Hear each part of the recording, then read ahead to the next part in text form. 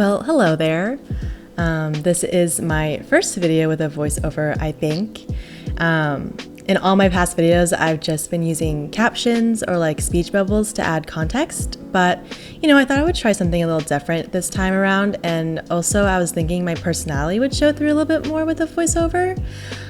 So hopefully you guys don't mind the sound of my voice, or maybe you absolutely hate it and you never want to hear my voice ever again. Either way, just let me know what you think. Okay, so, on to what I'm actually doing in the video. As you can, tell by the title, I am making a two-part vase. And what I mean by that is I am throwing two separate pieces, and then I will be attaching them together later on in the process. And I am starting off with, I guess, the base of the vase, which is going to be sort of your basic cylinder, nothing too crazy. I think this was a little less than 2 pounds of clay. I think it was like 1 pound and 10 ounces, and there's like 16 ounces in a pound, so math. And I was coning and centering this lump of clay, and now I am forming it into a puck shape.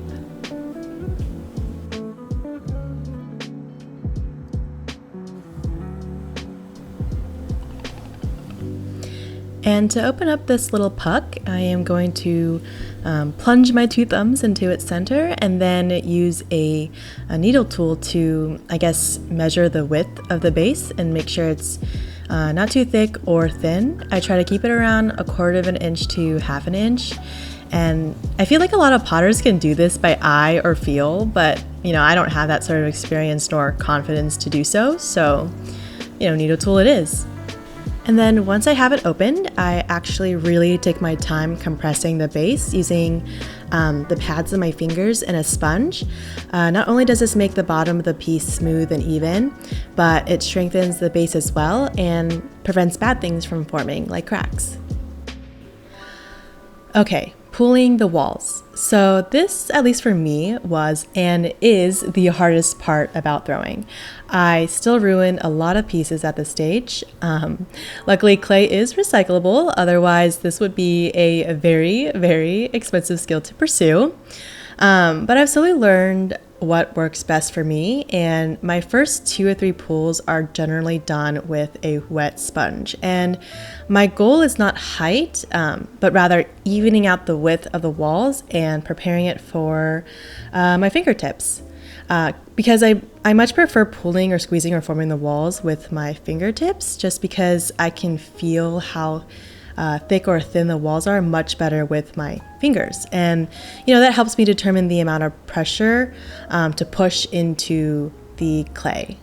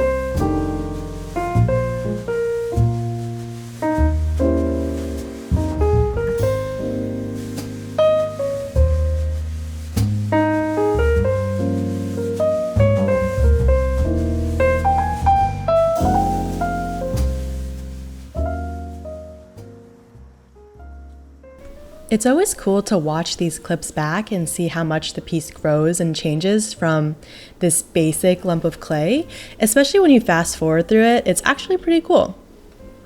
So anyways, now that the walls are formed, I'm just going to clean up and refine everything, remove any excess water that is at the bottom of the cylinder, compress the rim, and then use a metal straight edge to remove the slip off the walls, which I really like doing. I think it makes the piece dry cleaner and more evenly. It strengthens the piece as well, and it's kind of a must when lifting pieces off the wheel with your hands. So yeah, definitely something I do with almost all of my pieces.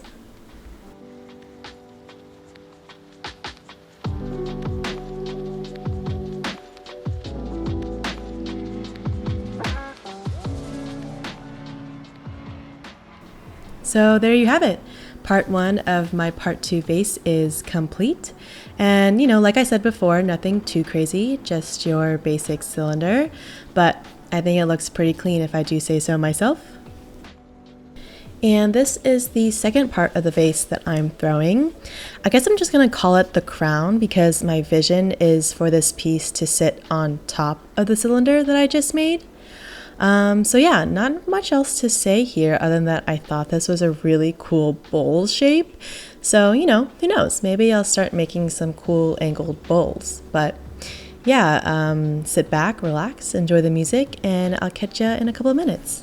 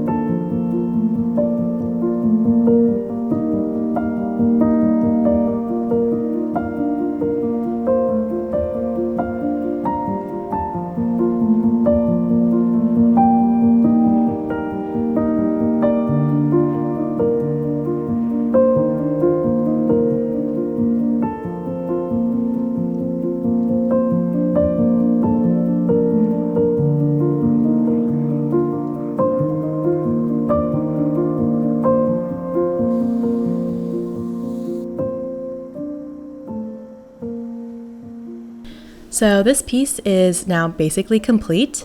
I was very upset with myself because I accidentally transferred a small bit of clay that was on my left hand to the inside of the crown, which I think you could probably notice it in there closer to the rim.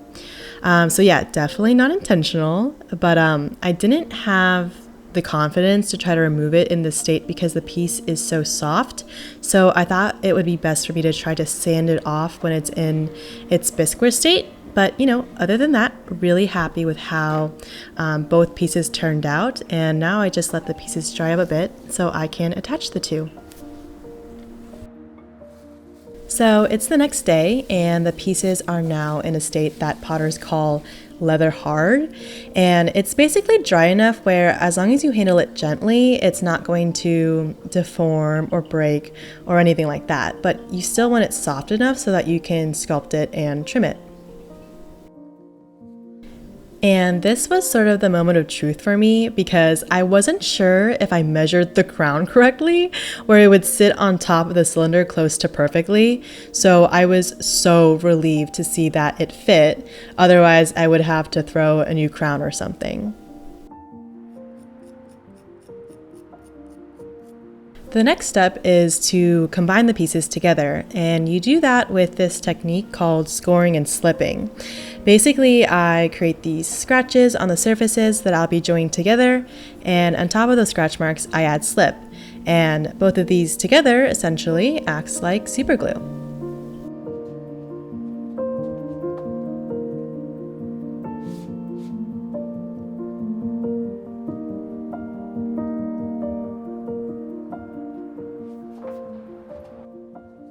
And now that the pieces are joined, I just blend the clay together so it looks like one complete piece and not two separate pieces that I joined together.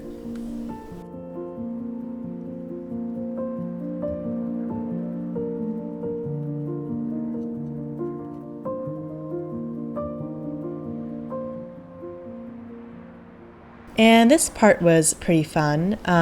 Basically, I'm cutting out the bottom of the crown so it opens into the cylinder because, there's so much space in that cylinder and I don't want it to go to waste. And now with the crown opened up, I can blend and smooth out the areas where the two pieces joined, but now from the inside.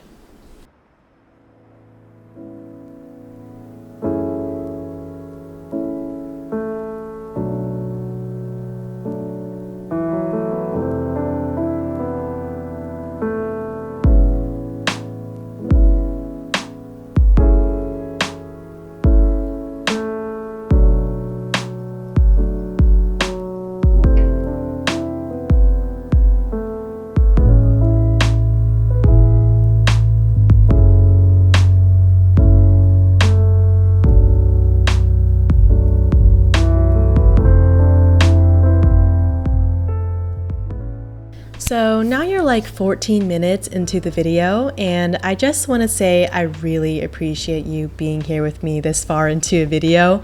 It really means a lot to me, so thank you so much. With that being said, I've let the vase rest for about 48 hours because if you didn't know, clay can get tired. I'm sure not tired in the sense that you and I can get tired, but more like overworked. So wanted to let it sit in itself for a bit under plastic before I trimmed it, which is the last step in the video. Unfortunately, I didn't get good shots of the trimming process. It either came out blurry or my hair or shoulders were blocking the view. But either way, I'm very sorry about that.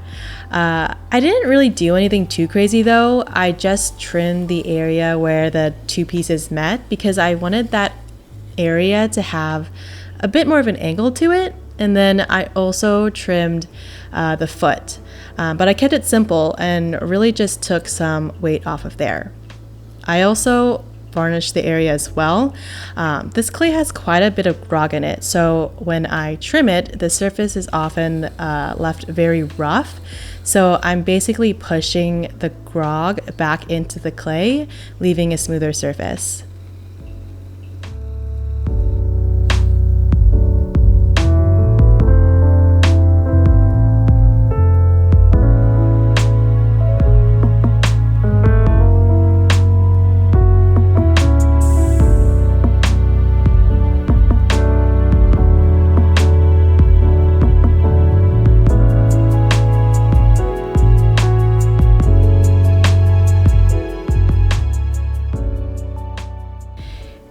And this is the vase. Overall, super happy with it, and I think it looks really cool. I'm currently wondering how I want to glaze it, but that's a different conversation. But yeah, this piece for me has helped me envision other pieces I want to start making and put in my shop. So, even if this vase didn't turn out the way I wanted, it still wasn't a wasted effort, at least in my mind. So thank you so much for watching, and I'll see you in my next video.